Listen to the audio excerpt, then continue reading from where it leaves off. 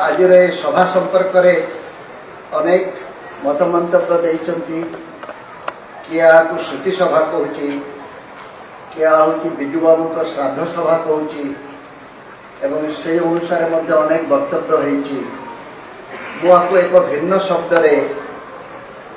परिभाषित करने को चाहूँगी यह गोटे सत्संग। आपण मैंने जो मैंने सत्संग जोग दे जानुवे सत्संग हुए कौन सत्संग हुए भजन सत्संग हुए कीर्तन सत्संग हुए भोजन।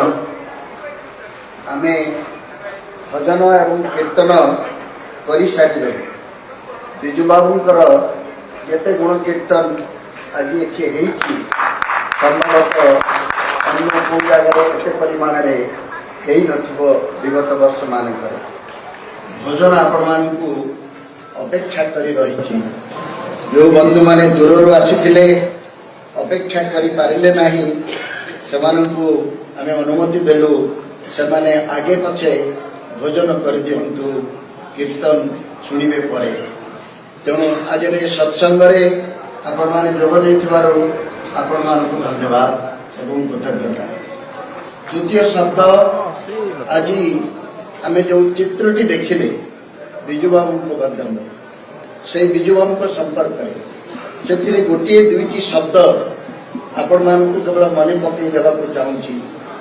विजु बाबू शेष असुस्थता बेले काशी काशी ओडिशा कथा कहते स्वप्न कथा कहते एवं ओडिशा गोटे जाति किपरि हेई पारिबो विश्व को अधिकार करि पारिबो सेथिरे विचार कथा कहते एवं सेथिरे गोटे कथा कहते जहाँ मते आज पर्यंत आंदोलित करुछि से कथाटी है ओडिशार एते संपत्ति थाई ओडिया माने गरीब रहिबे कहीं मते लगुच ए प्रश्नर उत्तर जो ओडियाटी देबा पई चेष्टा करिवो तापाई आउ किछिर आवश्यकता नाही दलर आवश्यकता नाही नेतार आवश्यकता नाही पैसार आवश्यकता नाही हथियार मध्य आवश्यकता नाही ए गोटे मात्र कथा जगन्नाथ आमको एत कथा देइचंती भूई तले जेतिकी देले भूई ऊपर सेतिकी देले भूई कରରେ सेतिकी देले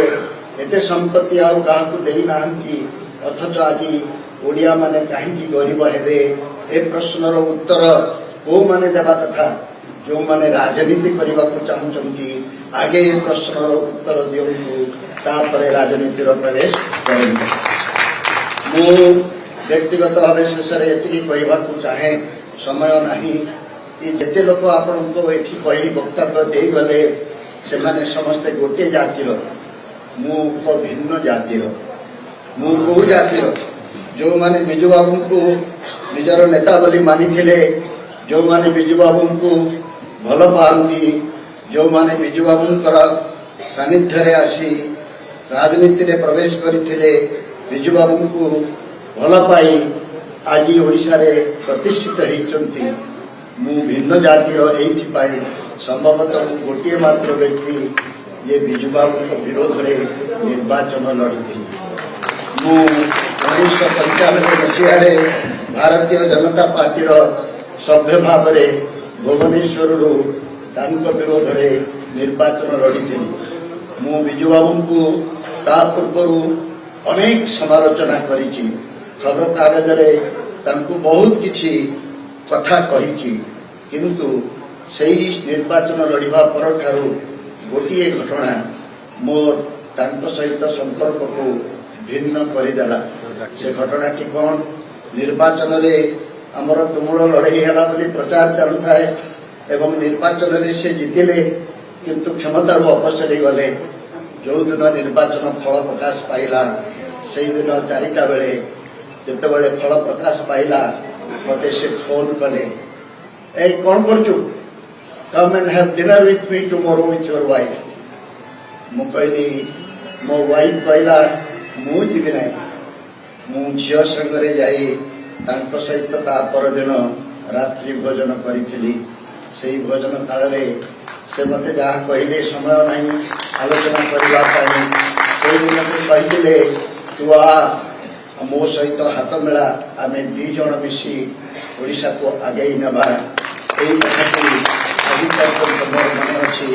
ସିକନ୍ଦର ଏବଂ ଗୁରୁଙ୍କ କଥା ଆମେ ଇତିହାସରେ ପଢ଼ିଥିଲୁ, କିନ୍ତୁ ମୋ ଜୀବନରେ ମୋତେ ହରାଇଥିବା ଗୋଟିଏ ରାଜନେତା ନିଜେ ହରାଇଥିବା କ୍ଷମତା ସତ୍ତ୍ୱେ ମୋତେ ଏଭଳି ଏକ ଆହ୍ୱାନ ଦେଇଥିଲେ।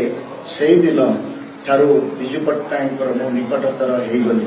ପରବର୍ତ୍ତୀ ସମୟରେ ଆମେ ସାଙ୍ଗ ହୋଇ ପାର୍ଲାମେଣ୍ଟରେ ଆମେ MP ହେଇଥିଲୁ। ଆଜି ବିଜୁ ବାବୁଙ୍କ ବିଷୟରେ ଆଉ ଗୋଟିଏ କଥା କୁହାଯାଉଛି, ବିଜୁ ଲିଗାସି। ବିଜୁ ଲିଗାସି କଥା ଅନେକ ସମୟରେ ଆମେ ନ ବୁଝି ତାକୁ ପ୍ରଚାର କରୁଛୁ। ମୋ ବିଚାରରେ ଲିଗାସି ମାନେ କ'ଣ? ଲିଗାସି ମାନେ ଜଣେ ବାପା ଯେତେବେଳେ ତାର ପରିଣତ ବୟସ ହେଇଯାଏ ସେ ଚିନ୍ତା କରେ ମୋ ଅନ୍ତେ ମୋ ସମ୍ପତ୍ତି ମୋ ଘରଦ୍ୱାର ମୁଁ ଯାହା କିଛି କରିଛି ତାହା କାହା ହାତରେ ଛାଡ଼ିବି, କାହା ହାତରେ ତାହା ସୁରକ୍ଷିତ ରହିବ। ଆଜି ସମସ୍ତେ ବିଜୁ ଲିଗାସି କଥା କହୁଛନ୍ତି। ମୁଁ କେବଳ 2ଟି କଥା କହି ବକ୍ତବ୍ୟ ଶେଷ କରୁଛି। ବିଜୁ ଲିଗାସି କହିଲେ ମୁଁ ଯଦି 2ଟିକୁ ବାଛିବି, ବିଜୁ ବାବୁ ଆମର ଶ୍ରେଷ୍ଠ ସମ୍ପତ୍ତି। ସବୁଠାରୁ ବଡ଼ ସମ୍ପତ୍ତି ହେଲା ତାଙ୍କ ଭଳି ସାହସ ପ୍ରାୟ ଆଉ କାହା ପାଖରେ ଦେଖିବାକୁ ମିଳିବ ନାହିଁ। ଏଭଳି ସାହସ ଯଦି ଆମେ ଦେଇପାରିବା ତାହେଲେ ସେଇମାନଙ୍କ ଜୀବନରେ ଈଶ୍ୱର ହାଡ଼ ଦିଅନ୍ତୁ କହିବା ପାଇଁ ବିଜୁ ଲିଗାସି ବିଷୟରେ ଯେତେ ବକ୍ତୃତା ଦେବା ପାଇଁ ସାହସ କରନ୍ତୁ। ଦ୍ୱିତୀୟ କଥାଟି ହେଲା ଓଡ଼ିଶାକୁ ଯଦି ଭଲ ପାଇବାର କିଛି ପ୍ରମାଣ ଆପଣ ଚାହାନ୍ତି, କେମିତି ଭଲ ପାଆନ୍ତି? ଟୋକାଟୋକି ପାର୍କରେ ଯେମିତି ନଟର ପଟର ହେଉଛନ୍ତି ସେଇଟାକୁ ଭଲ ପାଇବା କୁହାଯାଏ। ଓଡ଼ିଶାକୁ ଭଲ ପାଇବାର ଗୋଟିଏ ପ୍ରମାଣ ଯଦି ଖୋଜିବେ ତାହେଲେ ମୁଁ ନିର୍ବିବାଦରେ କହିପାରେ ବିଜୁବାବୁ ଯେମିତି ଓଡ଼ିଶାକୁ ଭଲ ପାଉଥିଲେ ତାଠାରୁ ଅଧିକ ଭଲ ପାଇ ଦେଖାଇ ଦିଅ ଭାଇ, ତାହେଲେ ଜାଣିବା ତୁମେ ବିଜୁ ଲିଗାସି କଥା କହିପାରୁଛ। ଆସନ୍ତୁ ଏଠି ବିଜୁ ଲିଗାସିର କଥା କୁହାଯାଉଛି। ଶେଷ କଥାଟି ହେଲା ଓଡ଼ିଶା ନାଗରିକ ମଞ୍ଚ ଆମେ କଲୁ, କିନ୍ତୁ ଦୁଃଖର ବିଷୟ ମୁଁ ଜାତିରେ ଜଣେ ସାମ୍ବାଦିକ ହେଇ ମଧ୍ୟ ଆମ ସାମ୍ବାଦିକମାନେ କାହିଁକି ତାକୁ ଓଲଟା ବୁଝୁଛନ୍ତି ମୁଁ ବୁଝିପାରୁନାହିଁ। ଯେବେଠାରୁ ଏହି ନାଗରିକ ମଞ୍ଚ କଥା ଉଠିଛି ସମସ୍ତେ ଆମକୁ ପ୍ରଶ୍ନ ପଚାରୁଛନ୍ତି କ'ଣ ନୂଆ ଦଳ ହେଉଛି? କେବେ ହବ? ଆପଣଙ୍କ ନେତା କିଏ ହେବେ? ନାଗରିକ ମଞ୍ଚ ଏକ ସିଭିଲ ସୋସାଇଟି ଇଂରାଜୀରେ ଯାହାକୁ କୁହାଯାଏ। ନାଗରିକ ମଞ୍ଚର ଏକମାତ୍ର କାର୍ଯ୍ୟ ହେଲା କ୍ଷମତାସୀନ ବ୍ୟକ୍ତିମାନେ ଯେତେବେଳେ ଅବାଟରେ ଯାଆନ୍ତି ତାଙ୍କୁ ବାଟରେ ଆଣିବା ପାଇଁ ଯେଉଁ କାର୍ଯ୍ୟକ୍ରମ ଦରକାର ଏହି କାର୍ଯ୍ୟକ୍ରମଗୁଡ଼ିକ କରିବାକୁ ପଡ଼ିବ। ନାଗରିକ ମଞ୍ଚରେ ସବୁ ଦଳମାନଙ୍କୁ ସ୍ୱାଧୀନତା ଅଛି, ସ୍ୱାଗତ ଅଛି। ନାଗରିକ ମଞ୍ଚରେ ବୁଦ୍ଧିଜୀବୀମାନେ ଥାଆନ୍ତି, କଳାକାରମାନେ ଥାଆନ୍ତି, ସାମ୍ବାଦିକମାନେ ନାଗରିକ ମଞ୍ଚର ଆଗଧାଡ଼ିରେ ରହିବା କଥା। ନାଗରିକ ମଞ୍ଚ ହେଲା ଓଡ଼ିଶାର ଯେଉଁ ମେଧା ଅଛି, ଓଡ଼ିଶାକୁ ଭଲ ପାଉଥିବା ବ୍ୟକ୍ତିମାନଙ୍କର ଯେଉଁ ଐକ୍ୟବଦ୍ଧତା ଅଛି, ଓଡ଼ିଆମୀ ଅଛି, ସେଇମାନେ ଯେତେବେଳେ ଏକାଠି ହୁଅନ୍ତି ସେତେବେଳେ ନାଗରିକ ମଞ୍ଚ ତିଆରି ହୁଏ। ସବୁ ସମାଜରେ ଗଣତନ୍ତ୍ରକୁ ସମୃଦ୍ଧ କରିବା ପାଇଁ ଏକ ନାଗରିକ ମଞ୍ଚର ଯେ ଆବଶ୍ୟକତା ଅଛି ଏହା ଯେକୌଣସି ବ୍ୟକ୍ତି ସ୍ୱୀକାର କରିବ। କିନ୍ତୁ ଆମେ ଅନୁଭବ କଲୁ ଯେଉଁମାନେ ନାଗରିକ ମଞ୍ଚ ପୂର୍ବରୁ ଗଠନ କରିଛନ୍ତି ସିଭିଲ ସୋସାଇଟି, ମୁଁ ସେମାନଙ୍କୁ ଆକ୍ଷେପ କରୁନାହିଁ, କିନ୍ତୁ ଆମେ ଯେତିକି ସକ୍ରିୟ ହେବା କଥା ସେତିକି ସକ୍ରିୟ ହେଇପାରୁନାହୁଁ। ଓଡ଼ିଶା ନାଗରିକ ମଞ୍ଚ କ'ଣ ନୁହେଁ ମୁଁ ସେଇଆ କହିବା ପାଇଁ ଚାହୁଁଛି। ଓଡ଼ିଶା ନାଗରିକ ମଞ୍ଚ ଗୋଟିଏ ରାଜନୈତିକ ଦଳ ନୁହେଁ। ଓଡ଼ିଶା ନାଗରିକ ମଞ୍ଚ କୌଣସି ପତାକା ଧରି କିଛି କରିବା ପାଇଁ ଚାହୁଁନାହିଁ। ଓଡ଼ିଶା ନାଗରିକ ମଞ୍ଚ ଯେତେବେଳେ ଓଡ଼ିଶାର ସ୍ୱାର୍ଥ ଓ ସ୍ୱାଭିମାନ କବଳିତ ହେବ, ଅସୁରକ୍ଷିତ ହେବ, ଯେତେବେଳେ ଯିଏ କ୍ଷମତାରେ ଥାଉନା କାହିଁକି କୌଣସି ପ୍ରସଙ୍ଗରେ ଓଡ଼ିଶାର ସ୍ୱାର୍ଥକୁ ଅବହେଳା କରାଯିବ, ସେତେବେଳେ ସ୍ୱର ଉତ୍ତୋଳନ କରିବା ପାଇଁ ଓଡ଼ିଶାରେ ଲୋକଙ୍କର ଅଭାବ ରହିବ ନାହିଁ। ମୁଁ ଗୋଟିଏ ପ୍ରଶ୍ନ ପଚାରି ମୋର ବକ୍ତବ୍ୟ ଶେଷ କରିଦେବି। ସେ ପ୍ରଶ୍ନଟି ହେଲା, ଆପଣମାନେ କହିଲେ ଦେଖି ଓଡ଼ିଶାରେ ବା ଯେକୌଣସି ଜନସମୁଦାୟରେ ଭଲ ଲୋକଙ୍କର ସଂଖ୍ୟା ବେଶୀ ନା ଖରାପ ଲୋକଙ୍କର ସଂଖ୍ୟା ବେଶୀ? ଏଇଠି ଆମେ ମାଡ଼ ଖାଇଲୁ।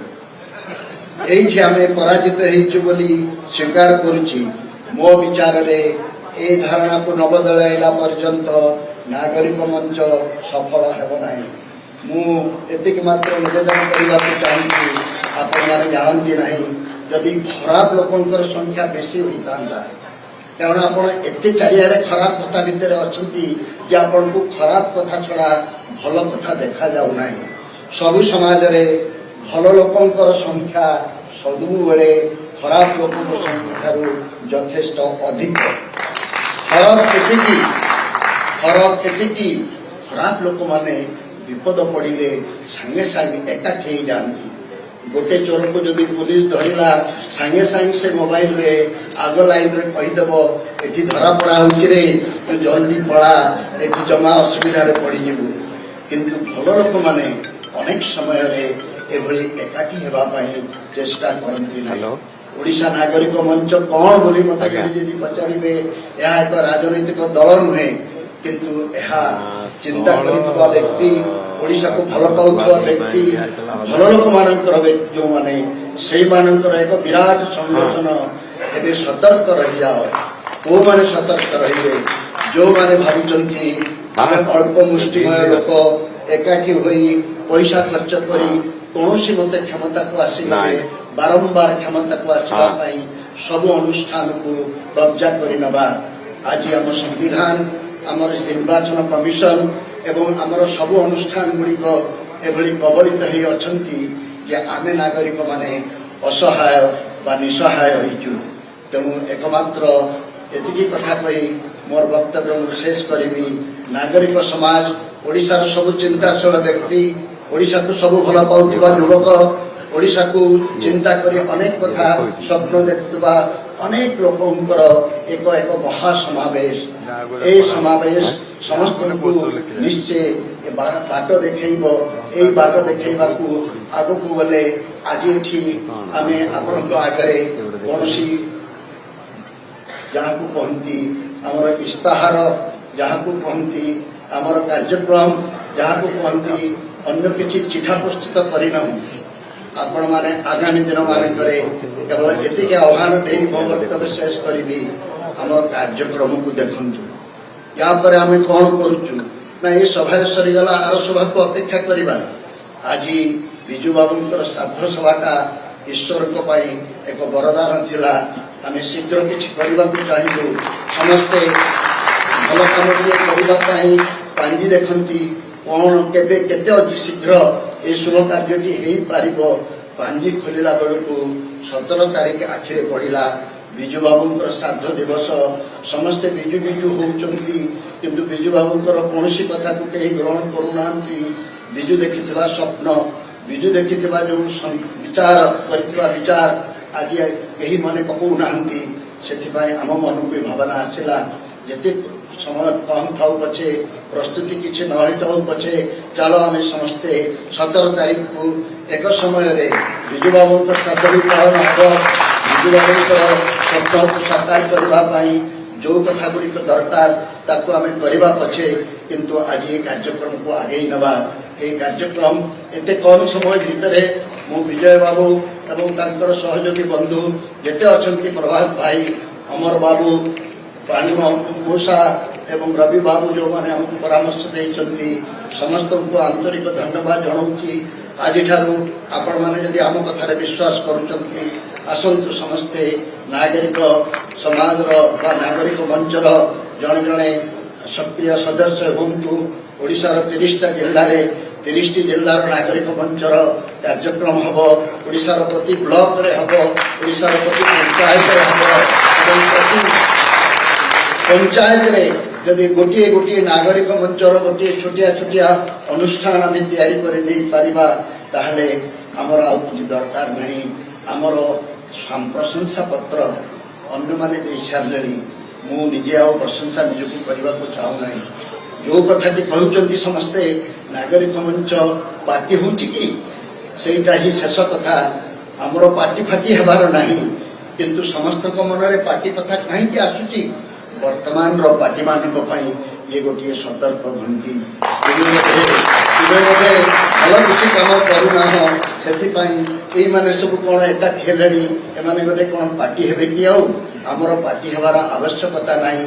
ଯଦି ବର୍ତ୍ତମାନର ପାର୍ଟିମାନେ ସଭ୍ୟ ହେଇଯିବେ, ସଂସ୍କୃତ ହେଇଯିବେ ଏବଂ ସଂସ୍କାରିତ ହୋଇ ଭଲ କାମ କରିବେ, ବିକଶିତ ଓଡ଼ିଶାର ସ୍ୱପ୍ନ କେବଳ ଦେଖେଇବେ ନାହିଁ, ବିକଶିତ ଓଡ଼ିଶାର ପ୍ରମାଣ, ଓଡ଼ିଶାର ଗାଡ଼ି ମଟର, ରାସ୍ତା ଘାଟ, ଗରିବର ଘର, ସ୍କୁଲ ଓ ଡାକ୍ତରଖାନା କହିବ, ପୋଷ୍ଟର କିମ୍ବା ଏ ପ୍ରଚାର ପତ୍ର କରିବେ ନାହିଁ।